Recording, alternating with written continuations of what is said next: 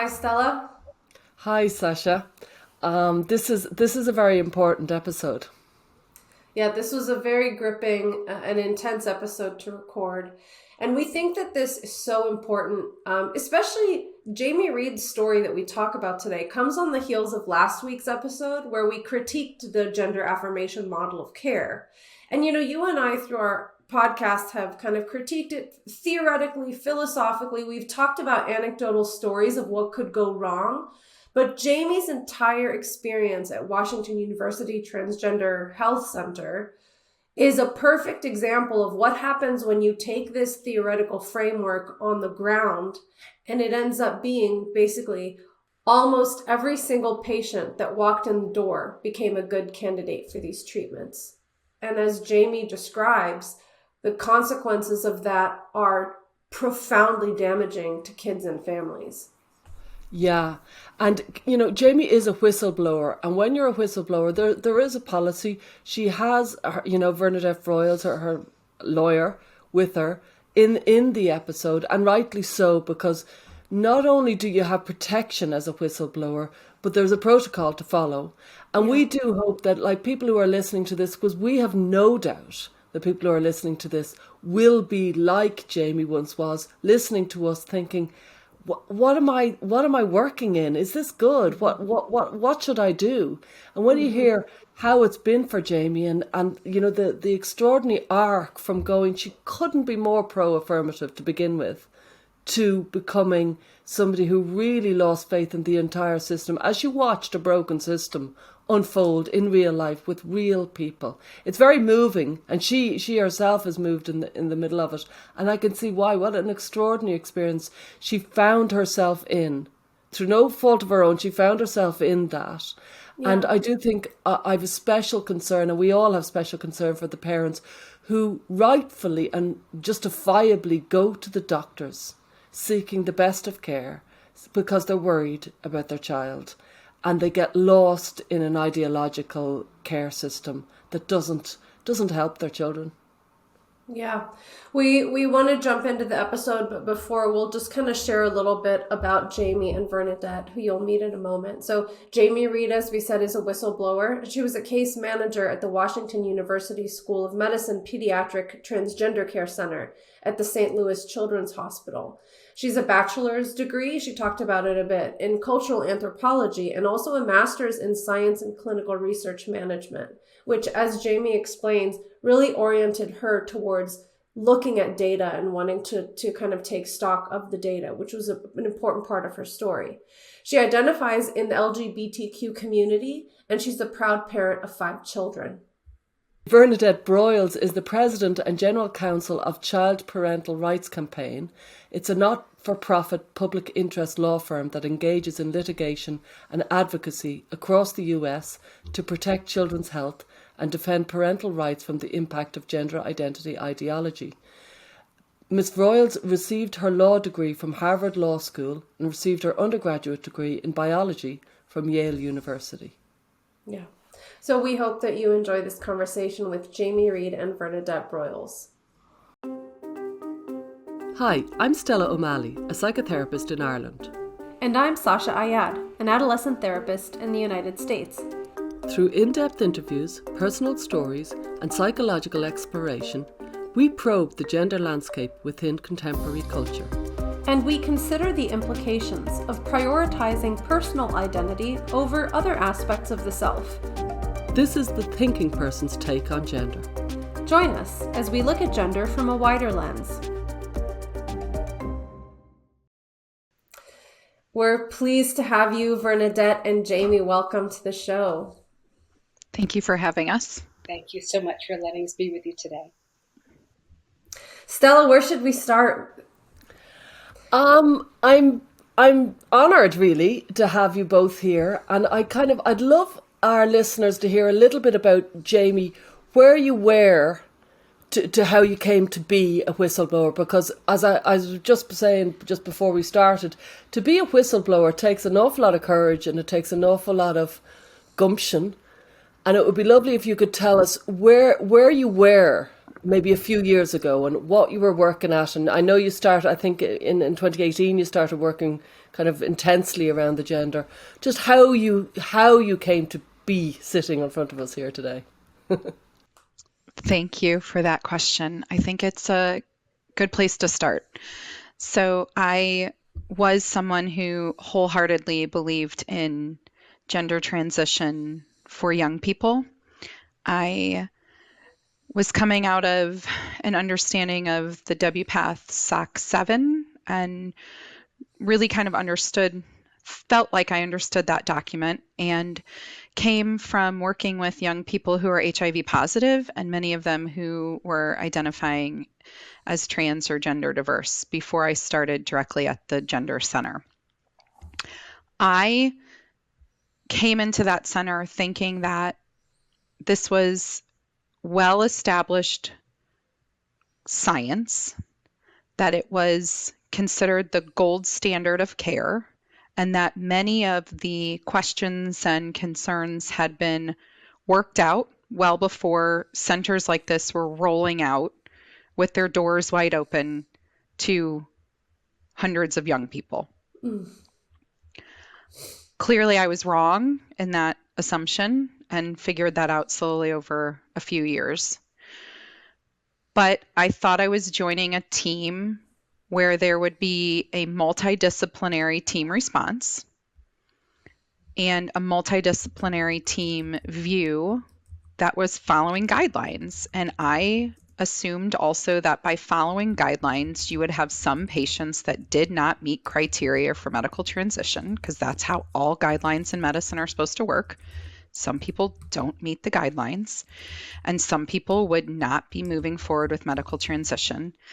And what I just started seeing with patient after patient was magically in this kind of care, everybody somehow was okay to move forward and start these medical interventions.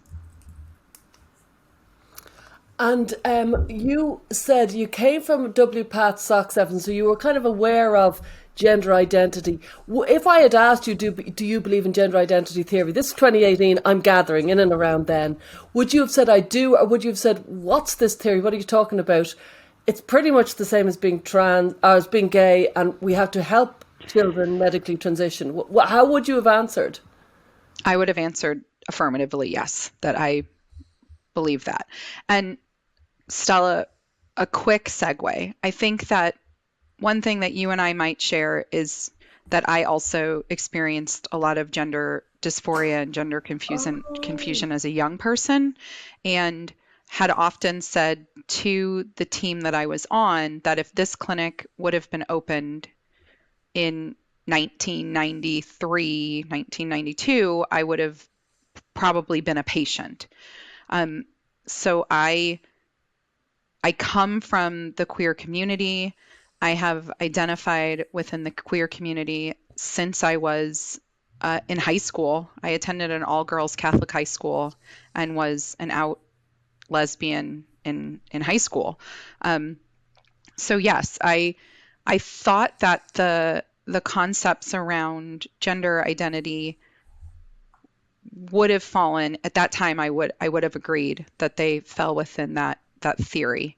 But I think, as we've seen, sometimes when theories get unleashed on the public, Yeah. things sometimes can go really wrong. How did you square kids like us would have been in the clinic?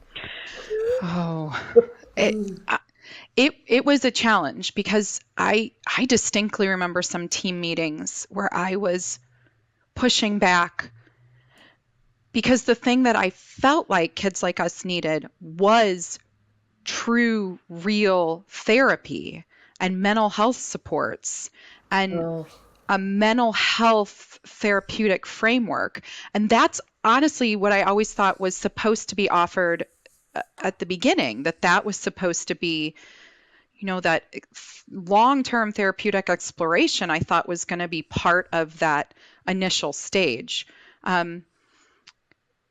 It still is challenging, though, because part of what I feel like as kids like us know, is that there are a lot of kids who go on to accept or begin to have different feelings about their gender identity. And then there's also experiences in my life that if I would have been a kid at that clinic would have been radically different. I have 2 biological kids, 5 kids total.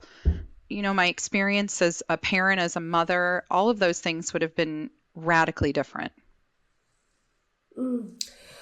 So you start to see that when this theory is put into practice, it kind of, like you said, magically, every single candidate who shows up at this clinic is a perfect candidate for this treatment. And to me, that almost sounds like a scam, like, come see if this treatment is right for you. And like everyone gets rubber stamped. And I'm reminded, I think, of a detransitioner who talked about this because she had therapy at a gender clinic, and she said something like, I felt like my therapist was really listening to me and taking me seriously. And I thought, wow, this determination that I am the right fit is something particular for me and my story. And then she found out later, after like contacting other people from that clinic or something, the doctor was on YouTube saying, I affirm every single person. Yeah. So you're seeing how this affirmation, this theory that affirmation is the best option, how that plays out in practice. Can you provide a couple of particular examples of like what does go wrong on the ground? But so I think it's not just the kids though. I think the parents really do believe that they are bringing their children to a medical center where a team of medical professionals are going to do an assessment and then make this determination. I think it's challenging for parents who have been through that to recognize that the assessment for everyone is essentially always, well, if you want the medicine, we'll give you the medicine. That is not how a true scientific assessment is supposed to work. That's not how even, I think, some of the practitioners in WPATH think that it's supposed to work. I think that they believe assessment is supposed to be on its face value, means that everyone can't assess and get a yes. There has to be some no's. There has to be some maybes. There has to be some slow downs. And no, the model is set up that everyone is affirmed. I'm not sure I understand. Oh, my watch is talking to me. My apologies. She doesn't believe in the affirmative approach. No. I'm not sure I understand. But so there would be patients who, even if you just looked through their medical history or their intake notes and things like this, just at face value, they should not have met criteria. Things that we know would never have gone through the Dutch protocol. They would have never passed muster in the Dutch protocol. How somebody could be diagnosed as having borderline personality disorder, potential schizophrenia, autism disorder, ADHD, have all of these concurrent medical conditions that are not resolved, that are still in chaos, and somehow that meets the criteria, I could not understand. And so when we would have these team meetings, it almost became like myself and one other staff member, I was beginning to feel like a broken record, where it was like, how is this meeting criteria? What is the criteria that you're even using? And then there was a few really, really concerning cases that were clearly directly in the face of criteria. So even the Endocrine Society criteria says that we should not be using these medications for someone that has no gender indication. And yet there were patients we were using this for as in no other way could I figure it out beyond chemical castration. There was a case actually where you described a young person who requested puberty blockers, and it turns out that she was requesting them because she didn't want to get pregnant. Yeah. And in fact, it wasn't even related to a gender identity. So like from that perspective, I mean, that's maybe not an example exactly of chemical castration, but it's certainly like an indication that's not even remotely related to gender transition. And that seemed to be the case in several instances that you described in the affidavit, which was pretty shocking. That case is so sad, though, because that should have been figured out if you actually did any sort of therapeutic work Yeah. to actually figure out what is this young person's understanding of their own reproductive organs? What is their understanding of their body and what could happen with puberty? I mean, they weren't even making sure that they had those core understandings of the self. And if the young person cannot even identify those things, then how is it that we are then trusting their self-identification with their gender identity and the indication for these drugs? And how could they call this informed consent when it couldn't be more misinformed? I remember another case I heard you speak about was, a big misconception among many girls. They'd been through puberty, they were menstruating, they were way beyond any sort of realm of needing their puberty blocked for any practical reasons, but were coming in for puberty blockers, which suggested they didn't understand what puberty blockers were in many levels. And it made a mockery of the whole system if they were going to be given puberty blockers. These children who are 16 and went through puberty at 11. But also from my clinical assessment viewpoint, that is an indication that what they are saying is not coming from themselves. Oh, yeah. That is an indication that they saw X number of TikTok, YouTube videos. They heard this mantra, and what they were taking in was that the first thing I'm supposed to ask for is X. Even if, to me, that's just that they're parroting what they're getting from social media. Totally. Yeah, that's a good point. Can you also talk about what happened with parental concerns or questions there? Because this was really unbelievable. There were cases you describe where a parent says something like you talked about how clinicians would really push the parents to consent to these treatments. Sometimes they were provided without consent, but we'll talk about that later. But you said one parent said something like, well, I'll give my consent, but you guys are going to do it anyway. Yeah, they would. It was more than one case where the parents would verbally be telling. So let me take a step back here, though.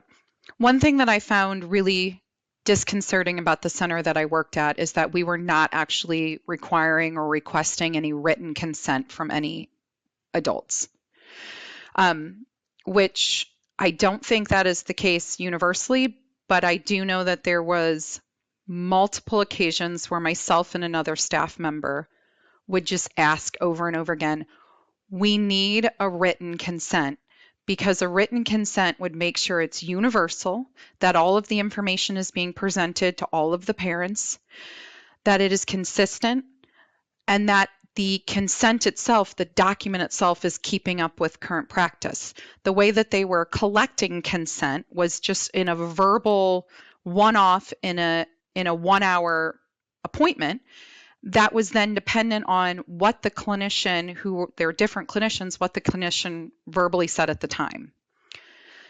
So even that process, I to this day cannot understand why that was the process. And then why parents, I really feel for parents here.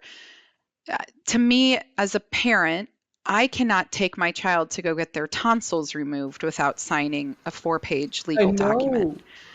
How I am verbally consenting in an office for an intervention that has the known potential for lifetime infertility without having it given to me in a written format that I have to then sign and have a document to bring home with me, signed, a copy. Oh, that's a real red flag for me. But the consents of the parents, they would say and tell the nurse, I felt bullied. I felt like I had no choice. I know that you're going to do this anyway.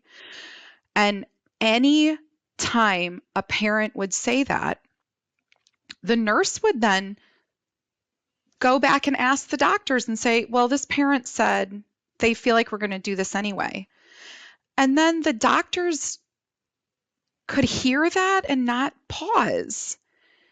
These were the ethical huge problems. If you have a parent verbally telling your nurse, I feel bullied and powerless in an ethical medical situation, the doctor should immediately stop what is happening and go back and say, you know what, we should not have a parent feeling bullied. We need to schedule a follow-up. We need to have another appointment in 3 months. We need to bring the therapist in to also have conversations. And that's just ethically not what was happening. And Jamie, just to be clear, you're not saying that happened every time with every parent, right? Mm-hmm. You're saying it happened enough such that it was troubling. Is that about right? Correct. It was not a one-off, and it was happening enough and with regularity. And then what I thought was the troubling part too is that the clinicians were never seeing. You would think if the first time and then they're busy, they overlooked it, they thought, well, this parent is just complaining. But when it starts to become this pattern that doctors are supposed to see patterns too, right? Yeah. They should be seeing, we have a pattern here where parents are telling one of our clinical staff that they're feeling bullied.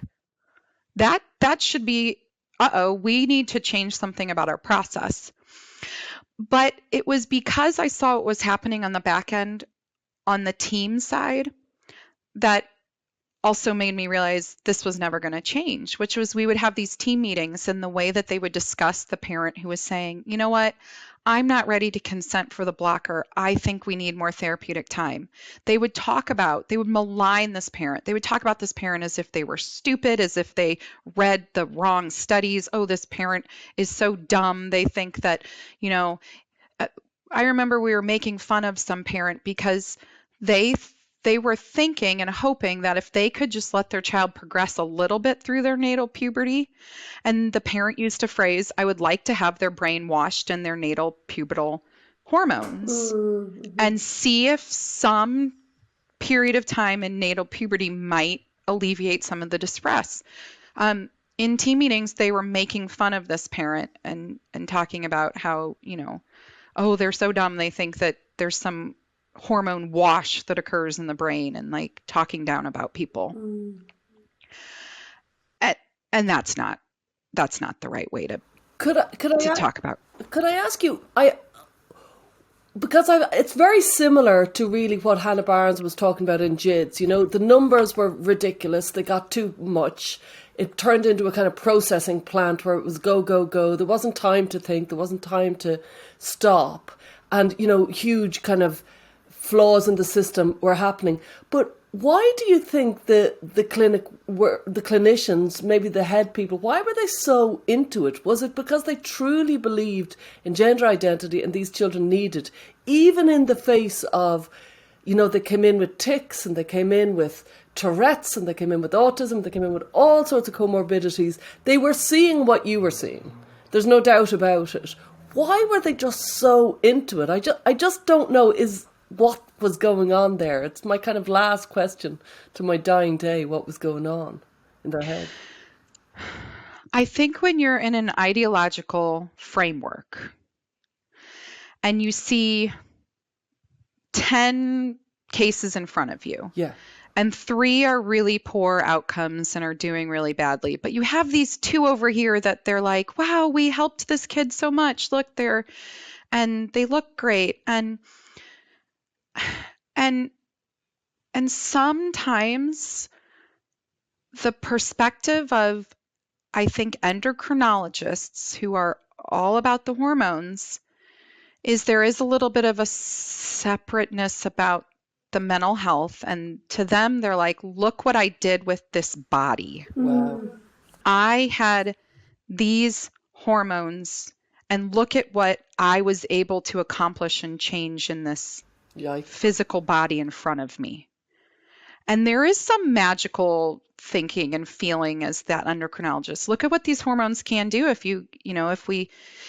we block and then go right on to cross-sex hormones. And then they were like tinkering with the hormones. If I add a little bit of this, what can I do to the breast growth with this? They viewed it from a different lens. It's sometimes I think about it in terms of childbirth. If you don't want to have a C-section, right? Maybe you shouldn't set foot in the hospital to begin with. But by the time you reach an OBGYN, they're the one, if they're trained to do surgery, Yeah. right? They're going to want to do a C-section. Yeah. So an endocrinologist is trained. Their whole way of thinking is, look at what a hormone can do if I give it to this human standing in front of me. Psychologists are not trained. The psychologists are trained to look for the brain. Oh. You're stumped, Jamie Reed. Haha. No, I'm just kidding. But that's a good point, because I'm trying to get that sense too, because it seems like in some ways the endocrinologists are really the ones pushing for the intervention. But Stella's got a point. What about all of the psychological intervention people? But I think that's the framework that all of the mental health issues will be solved. Oh, yeah. I think we talk about how young people have this belief that if they just get hormones, that all of their mental health will be resolved. But the clinicians think that way too. I do really believe that a lot of them felt like the anxiety, the depression, all of these things will just get better if we can just give them these hormones. And what the problem was in the actual clinical practice is that for the patients, that was not what was happening on the back end. Yeah. Well, and Sasha, also, that's presuming that the psychologists were acting and exerting completely independent professional judgment.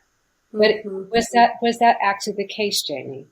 No. I mean, all of the psychologists who are supposed to be the ones doing that element of assessment were either directly tied in with the center as the direct in-house clinicians, or we were really only sending patients to those in the community who we knew had the same ideological framework. Oh, you said that the psychologists, the in-house psychologists, had a pre-written template for how to approve intervention, that they sometimes just signed it. They didn't even do an independent kind of they filled in the blanks. Form. They filled in the blanks on the form, but it was part of my job. If I had a patient who we needed the letter of support written by the psychologist or the therapist. So if we need the rubber stamp, the clearance by that letter, I would send them a blank template. Now, I have heard some of my critics say, what's wrong with that? Social work uses templates. The thing that was wrong with it is that if I was operating within the ethical bounds as a case manager should, then I should be sending 3 blank templates. I should be sending a blank template that says this person does not meet criteria and is not a candidate for this treatment. This person does meet criteria and is a candidate for this treatment, or this patient needs more time and the assessment needs to be continued. Got it. That is the ethical way. If we are going to send out a template, it should have been managed. That was not what happened at all. I sent one template. Whoa. And that template said this person meets criteria and the assessment is ready for them. And I believe you said that, that there was this cognitive dissonance where people would say, no, we're not giving or mastectomies to under 16-year-olds, having seen somebody's mastectomy scars an hour beforehand in clinic, that there was actual lies as far as I could gather.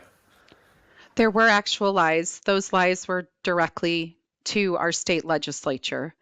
And the thing that is so difficult for me about the actual lies is that if you truly believe in what you're doing and if you truly believe that it is the right thing to do, there should be no reason why you need to lie at all. And so they were directly saying to our state legislature things like surgery is completely off the table. There's no surgery happening for those under 18, that we don't refer anyone to surgery. And maybe on some level, they felt like they were telling the truth because they're not the surgeon who didn't do the surgery. But we surely were still referring patients to meet with the surgeon much younger than 18. I know that one surgery occurred within the hospital setting under the age of 18. And we also had a list that we gave to all age patients to surgeons across the state that were doing surgery. And we also know now clearly from other detransitioners that they had surgery. Top surgery is not, this is a myth that needs to be dispelled in the United States. There are people under the age of 18 having top surgery. There's probably a child having top surgery today who's under the age of 18. What is top surgery, Jamie? Because these euphemisms kind of blanket over what these things actually do to the human body. What is top surgery? It's a radical bilateral mastectomy. It's the removal of all chest tissue. And it used to be the formation of a masculinized chest. If you look now, there are definitely patients who are not even asking for masculinized reconstructions. So there are patients who are asking for no nipples, who are asking for what ends up looking like this just scar that's just straight across the torso, that they're not even asking for and getting. Yes, and getting. Mm-hmm. You talked about one person who I believe was 18, if memory serves, who had a mastectomy in the children's wing of the hospital and then called the surgeon and asked to put her breasts back on. Am I remembering that correctly? Yeah, they called back within 3 months. And the thing that really hurt about that care was the first thing was that the surgeon didn't even bother to call the patient back themselves, that they punted it, that they asked myself and the nurse in our center to figure out. And then they didn't even have any sort of, they didn't even have like a guidepost to talk to this person. So immediately my response was, how would you treat a cancer patient who had a mastectomy and is 3 months post-op? Do you have a bra shop that has prosthetics? Do you know, where do you refer that patient to? Who do you help that patient see? What is the process for the reconstruction if they're asking for that? And they didn't want to touch that patient with a 10-foot pole. And then they wanted to set up the guidelines to get the top surgery was that they only needed to have was 6 months. And then they wanted to like say on that testosterone. Sorry, can you just clarify 6 months? Not even that they needed to be on testosterone, but that they were identifying as trans. Okay. Oh my God. That their identity was only 6 months. That was the time frame. They were trying to say that in order for them to do the reconstruction and to give this person back a chest, to give them back breasts, they needed them to wait a full year and have another new psychological evaluation. Whoa. So it didn't add up at all. It didn't add up at all. I've known of people who thought after their mastectomy that by taking estrogen their breasts would grow back because they knew trans women who took it could grow tissue, and grew breasts, so they thought they would grow breasts when they would choose to take estrogen again. And that's not true, if you follow me. And it's just such a heart-rending lack of informed consent. These are little babies, kind of, in many ways. But there's no going back for some elements of I know. that person will never be able to breastfeed, produce milk, have the sensations that no, that Could you tell me, do you remember when the first detransitioner of the clinic that you were working in came across your kind of table? yes, yes. And I will say this though, most of them never told us. And our loss to follow-up rate was in the 30% range. Is that a And fact? so Is that a fact? It's in the 30. in my data sets, we were losing about loss to follow-up. So uh, can I tell you with certainty that all of those that we lost to follow-up detransitioned? No. But people who say that detransition rates are 1%, I think is also incorrect. So I think the actual rate lies in the middle of that And don't 1 to forget, 30. Lisa Littman's study, 100 detransitioners, 25% of them, or 75% of them hadn't gone back to the clinic. Oh no, why would they Yeah. come back to us? Scene of the crime. So the Scene of the the first patient that I remember who notified us that they were detransitioning, they actually notified us because they were wanting speech therapy. They were really upset by the masculine pitch of their voice and they were wanting assistance. And they also, I think, were very brave. They were just telling us, and one of the things they were telling us is they straight up said that they felt like they were given a letter of support because they looked the part. Yeah. That they were judged based on, well, you're dressed, your hair's cut, you look the part, and they really questioned their own assessment and why they got that letter. And I thought that the whole team was going to care. I thought we were then going to review the chart. I thought we were then going to really reach out to the therapist that wrote that letter, and I thought we were going to make some assessments and changes based on that, and we never did. And then we just started finding out there are more and more of them.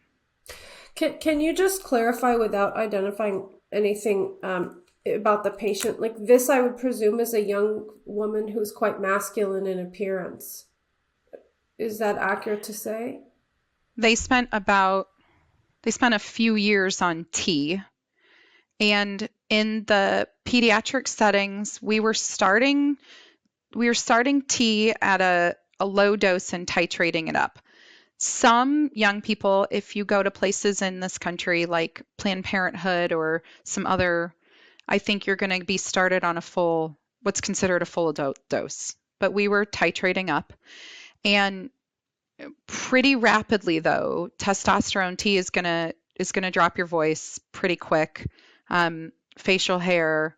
I think a lot of the changes are by 2 years out are pretty much you're as masculinized as you're going to get. But for the patient, the former patient, to say, you guys approved me because I fit the part, my guess is like even before she started any hormonal interventions, she probably was a masculine young woman. And I bring this up because I'm thinking about during the Gen Spec Detrans conference, there was a panel of young women who are lesbians who were talking about how being young women who already present in a masculine way can quickly, quote, convince the doctors that they're the perfect fit for these interventions. I hate to stop you here, but we had patients coming in who did not look the part at all and could have cared less that they looked the part, who were coming in full makeup, in shirts with their cleavage showing. Really? Who were dressed head to toe in pink, in platform boots, and but yet they were sitting in front of these clinicians saying, I identify as a boy. And one of the clinicians actually said that before she goes into the room, she has to suspend all disbelief and just accept what they were verbally saying in front of her. And I would see those patients, and now in retrospect, could you imagine a patient like that showing up at the original Dutch clinic and being cleared at all? And what did you think when you met them? Did your brain explode, or did you break out in a sweat, or did you think, I'm thinking transphobic thoughts and I need to sort myself out? Ooh, I don't know that I ever thought I'm thinking transphobic thoughts and I need to sort myself out. I think Sorry. I think I thought more that this presentation is indicative to me of concerns for mental health and for, again, part of that goes back to social contagion. And because if you do look online, you will see more and more of these younger girls who are physically presenting to the world in all these ways that are read by the world as female, and then they're going online and sobbing in a corner why they got misgendered on a video online. And it's where this is going is pushing further and further into these kind of like shock value trend lines that are very not clear and so many patients started to have these non-binary identities or these gender, they were identifying as you're not even identifying as male, yet you want. They were coming in with like 4 different pronouns over a period of a year, and different gender identities over a period of a year. Yes. We hope you're enjoying this episode of our podcast. We work very hard to maintain high quality content for the show. To take an even deeper dive and support the show, join our listener community for access to exclusive content, practical tools, and resources supporting gender and identity exploration. We're so grateful to our sponsor, GenSpect, an international organization which offers an alternative to WPATH, providing a range of education, resources, and supports to anyone impacted by gender distress. GenSpect unites many different organizations globally and gives voice to thousands of previously untold stories. For more info, visit genspect.org. And thank you to our sponsor, RIME. Rethink Identity Medicine Ethics is a non-profit organisation dedicated to improving long-term care for gender-variant individuals. Visit rethinkime.org to learn more. And now back to the conversation. Can you talk about the red flag list that you independently decided to start kind of documenting for yourself? Yeah. So I think in order to really understand that, I want people to understand my own education. So I my undergrad is in cultural anthropology and my master's degree is in clinical research management. And clinical research management is a degree that is highly focused on data, collecting data sets. Obviously, it's about, research is supposed to be ethically based and consented into and all those things. But to me, data is what science is supposed to be about. And so it was getting to the point where we were raising these concerning patients to the clinicians in team meetings, and it would be one patient here and one patient here and one patient here. And it reached the point where if we can capture this as a data set and as a larger data understanding, then maybe the more science-minded people will start to see this for what it is. And it also became a place where I felt like I knew I wasn't leaving those patients behind. So we would bring up the patient And we would express our concerns. And as a multidisciplinary team, we would say, we don't believe that this patient is a good candidate to move forward. And then we would be overridden in the multidisciplinary team, and then they would be given a prescription anyway. And then in essence, there were so many patients, we just had to move on to the next one and the next one. And I felt like I was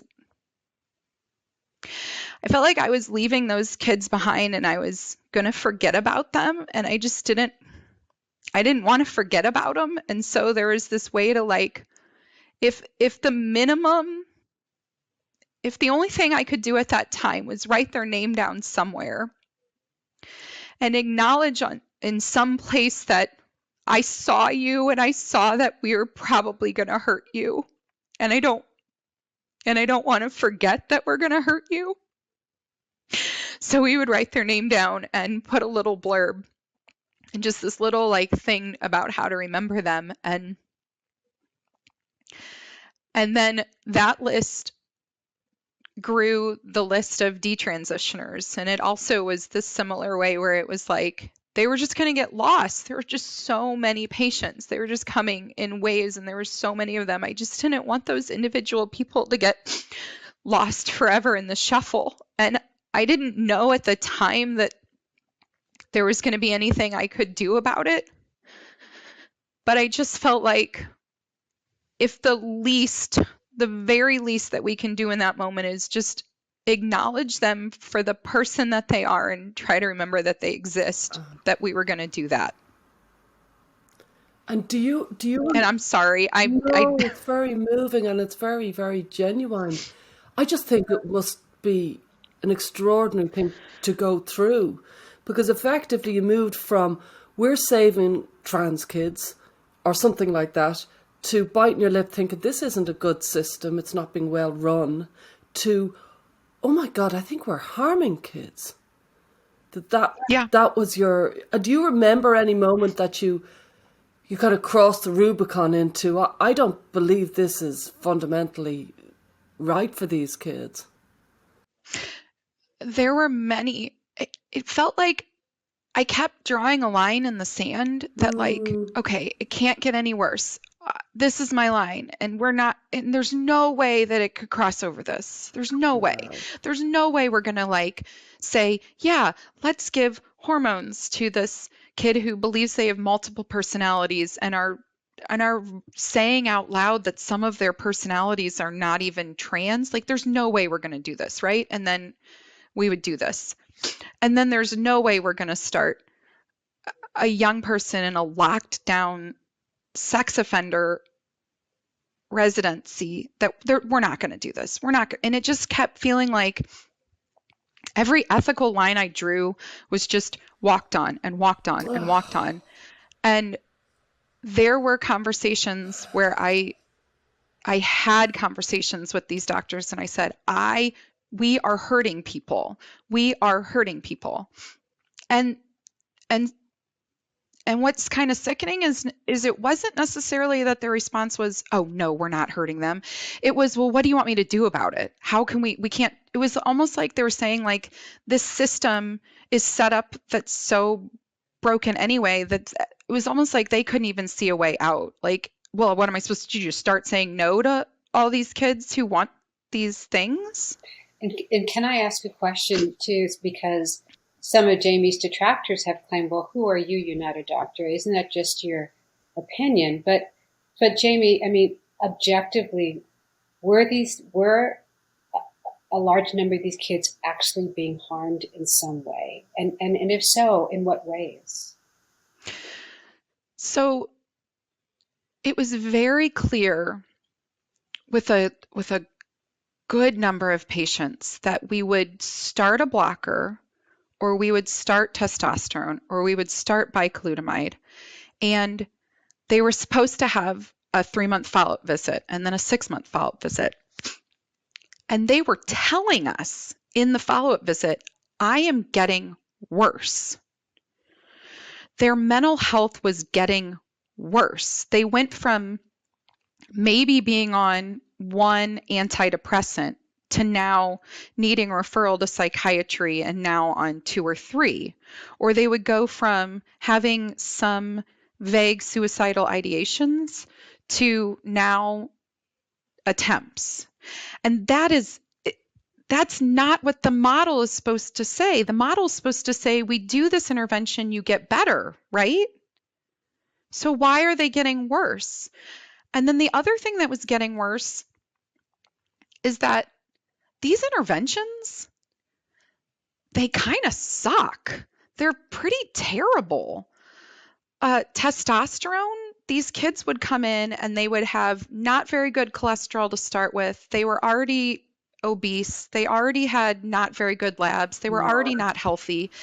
And I would just watch their BMI on the chart go from like here to just like this, and their cholesterol get terrible, and their hematocrit and their labs. And it was just kind of gut wrenching that we were like taking these kids who most American kids aren't super, super healthy from the get-go in a lot of ways. But then we were just like doing these interventions, were just making them physically worse too. And then it was strange things like we would be like, we now need to screen every like 16-year-old we put on T for sleep apnea because we are causing these medical problems that we now have to intervene on. And so that itself, medicine should have a balance. Is the intervention so incredibly necessary and causing so much positive that it's worth the trade-off? But is it really, like, was it worth the trade-off for these kids to go from like normative labs to pre-diabetic, to have bad cholesterol, to need to go to interventions to fix that? And their mental health wasn't significantly better. So it's like the whole point is that the dysphoria will improve and the mental health will improve. But actually, you're saying that things got worse in many cases on both accounts, the medical account and the mental health account. And absolutely. I find it remarkable. We just recorded an episode on affirmation, the affirmation model. And to prepare, I was reading through all of these documents about how necessary and life-saving affirmation therapy is and gender affirmative care. And I find the discrepancy between how it operates on the ground in gender clinics and what is reported in the media by the proponents. There's such a chasm between those two things that it's unbelievably shocking. And people who are following this story in different ways are getting completely different impressions about what's happening. Whereas I just find that to be so terrifying, how deeply misunderstood the actual practice on the ground is by a lot of people. I wanted to come back to something that we had touched on earlier. I'd love to hear, Jamie, as you're experiencing this and you're starting to just kind of keep track of the kids that you're concerned you might be harming. At what point did you consider formally becoming a whistleblower? And can you tell us, maybe Vernadette, you can interject as well, what is that process like? Because before we started recording, you guys were saying there's reason to believe that this is not an isolated incident in one particular clinic. And I imagine lots of other concerned clinicians, doctors, therapists are watching this and also wondering if they might speak up about what they're experiencing. So can you talk to us about the process? And like, how did you decide to take that leap? And also, what would you say to anybody who's listening and knowing and recognizing what you're saying and thinking, what should I do? How should I handle this? Mm-hmm. So it definitely started internally first. So it started with all of those team meetings and raising every patient up and, trying to make the multidisciplinary model work the way it's supposed to work. So I did not jump from, all the way to let's go meet with the Attorney General. I spent a number of years trying to work within the center and work within the structure. And then I would have conversations with administrators, and I would say to those administrators, look, I'm really concerned. Look, this is what's happening in England. Look, this is what's happening. This is what this data, this research, this is what it's starting to tell us. Like, we really need to be looking at this care. And something that I found so similar to what happened in the Tavistock was, towards the end of the book, she writes about the whistleblowers there never were really told you're totally wrong. They were told your tone is incorrect. You're challenging the wrong way. The way you're framing it is the problem. You should not be challenging the doctors in a team meeting when there's other doctors around. Those were the things I started hearing, tone, tone, tone. Then it reached a point where I felt like if I left, I knew I was just going to be replaced by a hardcore activist. And that if I leave, then then it's going to be potentially even worse than it is now. Wow. And I didn't want to leave the institution. I work at a great place. My master's degree is from Washington University. But it really reached a tipping point in August of 2020 when a team retreat was held, and we'd never had one before. And the first half was kind of those fluffy team meeting, team building-y kind of, I refer to it as fluff often, the feel-good marshmallowy stuff. And then it took a turn halfway through the day when I came to the realization that, okay, this is it, where the administrators in the room directly use the phrase, you're going to have to get fully on board and stop raising any concerns, or you really need to get out. Oh. And another coworker was directly told that they were no longer allowed to use the phrase, I have concerns about this patient. To work in medicine, to work in any kind of medicine, and be told you are not allowed to say you have concerns about a patient is the exact opposite of what administrators should be telling medical professionals. And it was at that moment when I realized if I don't get out, I'm going to I have to get out. And so I secured another position within the university, and I left, and I tried to let it go, and I ethically could not do that because I felt like I was leaving those kids and a lot of their parents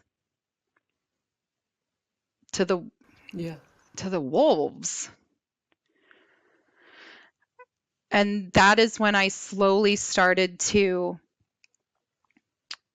build some team around me to help, and was put in contact with my amazing attorneys, Vernadette and Ernie. And it was from there that I started to have the legal support that I think any whistleblower needs. First of all, you need to put a team around you, but there are so many people out there ready to support you though too. Yeah. Because I often say to people, it's better out than in. It's warmer out here than people think it is. How, and I know it's very, very, very difficult as well. You know what I mean? But your integrity will keep you warm at night. And also the feeling that you've done the right thing. There's something incredibly, I won't say life-affirming, but important. Liberating. Yeah, liberating about coming out if you're in such inner turmoil as that. Would you speak to that a little bit? Because I've no doubt people are listening, as I think you were listening to us before you I was came listening out. to you. Yeah. Would you speak to One those of the people? Yeah. one of the first things that it is kind of hard if you just go Google like I don't think gender medicine is good for kids. Like what are you going to get? Like you're not it takes a little bit of effort to find the very smart, rational people Did who you are Google that? discussing this issue. Did you kind of go, What's that? did you go Googling at night, kind of go, help? So I'll admit to my own liberal bias here. So I've always been a liberal. I started seeing some of the more rational, critical articles in the New York Times. Oh. I started seeing those. I saw the 60 Minutes with the detransitioners. I started, and then what I did too is I actually just went back and really, really dug into what is supposed to be the guidelines. So I read SOC 7, then I reread it again, and then I read SOC 8, and then I read most of the comments that were going up as they were considering SOC 8. And then I started. What is SOC 8? Not everybody. Oh, Yeah. the standard of care. Well, it's not really a standard of care, but the document that WPATH put out. But then I started. Right. But then I started chasing down the data behind it. And then I read the endocrine guidelines. So first of all, like I had to make sure that I was grounding my thinking in actual science. Because I know what my gut's telling me, and I know what my ethics are telling me, and I know what I'm seeing with these patients on the ground. But then I had to ask myself, am I only seeing this in this clinic? Is this because there's like a couple bad apples, or is this whole model the issue? So then it was the understanding of the science, the data, and then I started stumbling across podcasts like yours, and really listening, and then finding the good people on the other side. One of the things a lot of my critics have said about me is that I've been co-opted and I'm being puppeted by the right. So here in the United States, that I'm being used by a bunch of Republicans. And what I've actually found is the people that I'm in contact now, a lot of them are adult trans people, and most of them are other liberals. Yeah. Well, and I also take umbrage at the accusation that somehow I'm just sort of this mindless right person. My undergraduate degree is from Yale University in biology, and law school is Harvard Law School. This is hardly, the right wing bastions of Neanderthalism. So to answer your question about the whole whistleblower thing, though. Even before that, going back just a quick second about who it is that's on one side or the other, I'm struck by the God complex of these doctors. Yeah. The notion that they cannot be questioned and they cannot be constrained even by the laws of physics or the laws of physiology or basic biology.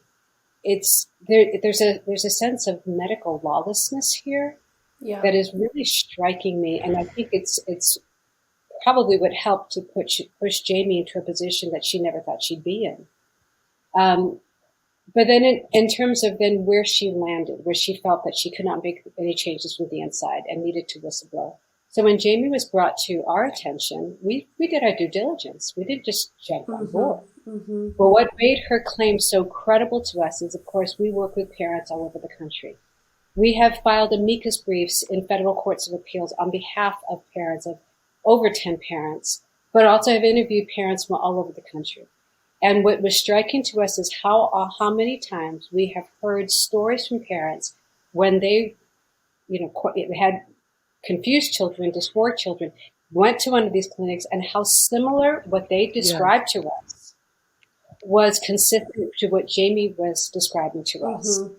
Thinking of particularly the mother in Maine, it was a carbon copy. And how, I would say almost 100% of all the parents we talked to were told that their child will commit suicide, not may, not there's a risk, they absolutely will, without question, will commit suicide if you do not authorize these treatments. And they were told this in front of the adolescent. I was a guardian ad litem for children for 11 years, appointed by courts to represent the best interests of children in court. And anyone knows who works seriously with children that to make such a assertion in front of an adolescent against their parents is coercive, is unethical, should never be done. You plant that thought in the mind of the child, and you give them a loaded gun to point to their own head in front of the parent, to use it against their own parent. And almost a challenge. Almost a challenge. Absolutely. Yeah. The parent is coerced, the child is manipulated, the parent is coerced, and of course we're taking a particularly vulnerable cohort of children that we're talking who come in already anxious, already depressed, and having other things going on. It is just so unethical. So we found everything that she had to say to be credible to us based upon our own other experiences with parents across the country. And so when we did the research, we have a Missouri attorney who is an education and employment expert. And so the right way to do this was that you needed to go to the governing authorities that had authority to take action to protect the children in this environment. And that is the Attorney General. It had absolutely zero to do with politics, like none. It was what the law mandated of us in order to get her protections to be able to keep her job at Washington University, and yet to be able to expose the harms that we were being done here.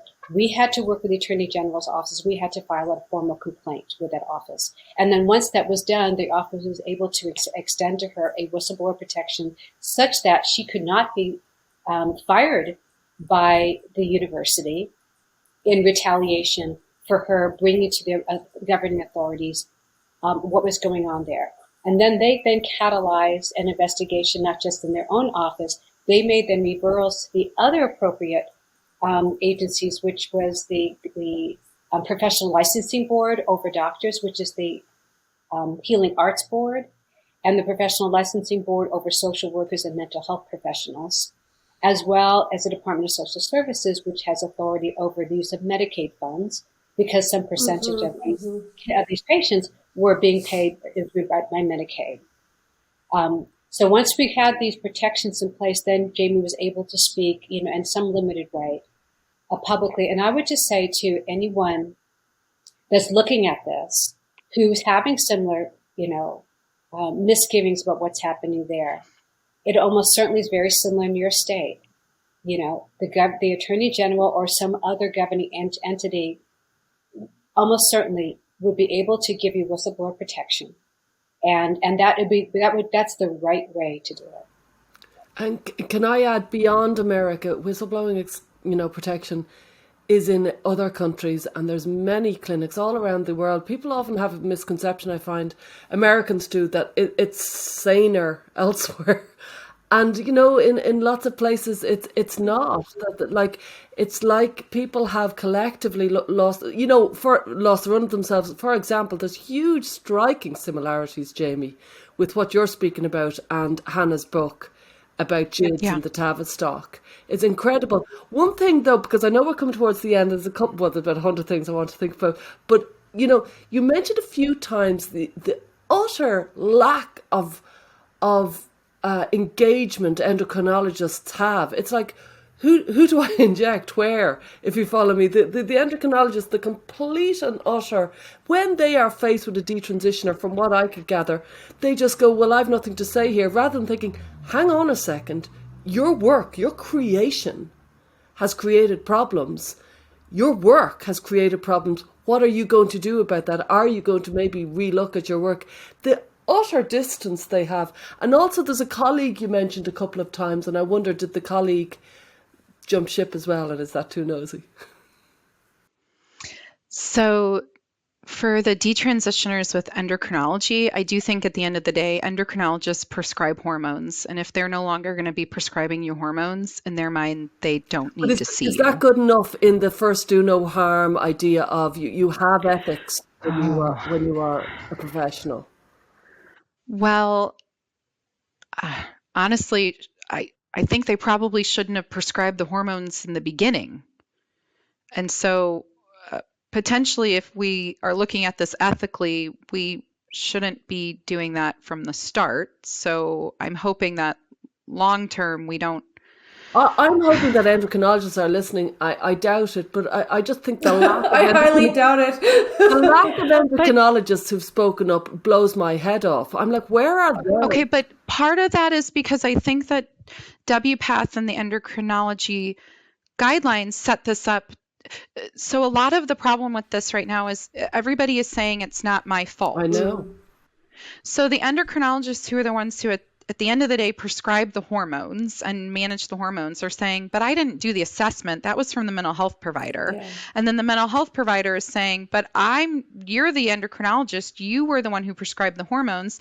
And then when it goes really wrong, what ends up happening is that we're blaming the patient and their parents themselves. Blame the parents. And we're saying, well, the parents are the ones who gave consent. And sometimes we say about the kids, we say, where were you? You were 13. You agreed to this. So nobody wants to take any responsibility. But at the end of the day, the endocrinologists, the medical professionals who prescribe the hormones, are the ones who are ultimately responsible. And even if they claim that they didn't do the assessment, then they need to make sure the assessment was done correctly. And if you're getting a letter of support that said that there was 2 sessions done, then you should know right from the beginning that that was an incorrectly done assessment. And if you're very well paid in a profession that purports to be helping people, you should take responsibility over your work. Like with privilege comes responsibility. If you're an architect and continuously there's an issue with something you design, just to and your building keeps falling down, you'd think. And the builders getting blamed. Somebody somewhere has to realize there's a pattern, and thankfully you did, Jamie. But when there's a pattern, it goes beyond payment, though. What? It goes beyond mere payment. We as a society have granted a authority, a monopoly on doctors, a monopoly of power on doctors to be able to prescribe treatments that radically alter the body and the development of the body. They have a monopoly on it. These kids cannot go prescribe these for themselves. And so with power comes responsibility. There is an abdication of professional responsibility on the part of these professionals who have 7, 8, 9 years of training that these kids do not have, and that they need to do. There's a fiduciary duty that a professional has to the client or to their patient to exercise their professional judgment in a way that serves their best interest, not just what they want at the moment, but serves their ultimate best interest and to do no harm. That's true for lawyers as well as doctors. I know. Well, this conversation was really enlightening, and Jamie, I have to say, you have such a genuine, caring, thoughtful, and clear way that you communicate this experience, and it's really powerful, and it's been an honor to speak with you. And I also am aware, Vernadette, you've been working with families from the legal side all over the country, and we'd love to have you back on to talk about some of those aspects of this gender identity thing happening in our country and our culture. So I think this is a good place to wrap it, but we'd love to see you again, Vernadette. And Jamie, thank you so much. Thanks, Jamie. Thank you. Thanks. I'm happy to be on. Thank you all for what you do. Thank you. Thanks.